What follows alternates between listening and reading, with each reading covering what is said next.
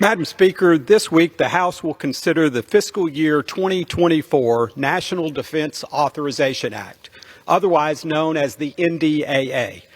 The NDAA primarily authorizes the spending levels for our military and the Department of Defense, but it also serves as the legislative vehicle for how our military ought to operate.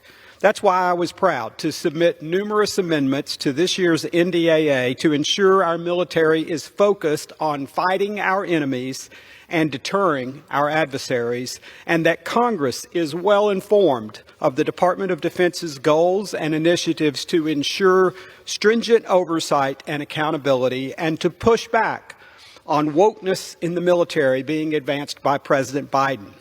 One of my amendments would require that all members of Congress receive a briefing on the joint multi-year plan to fulfill defensive requirements for Taiwan. The underlying bill only makes this briefing available to appropriate congressional committees, but my amendment would make this briefing available to all members because I think it's important that all of the people's representatives are included in this important process. I also filed two additional amendments, one to require a briefing and the other to require a report on the People's Republic of China's actions in Africa that pose a threat to U.S. national security and the Defense Department's plan to counter such threats. We can all agree that we must continue to do everything in our power to assess the threat that China poses to our national security, which includes its actions in Africa. On that same note, I also proposed another amendment that would prohibit the Department of Defense's Office of Strategic Capital from investing or facilitating investments in Chinese-owned firms as we continue to counteract China's aggression, including their use of stolen intellectual property and U.S. trade secrets.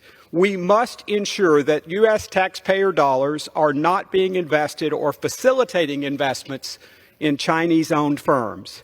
Lastly, I joined a number of my colleagues in co-sponsoring a bipartisan amendment that would establish the United States-Israel Artificial Intelligence Center to leverage the experience, knowledge, and expertise of our two countries to develop more robust research and development cooperation in the field of artificial intelligence. I believe that all of these amendments I mentioned today would strengthen the NDAA and help provide for a stronger national defense. I urge the Rules Committee to make all of my amendments in order, and with that, Madam Speaker, I yield back.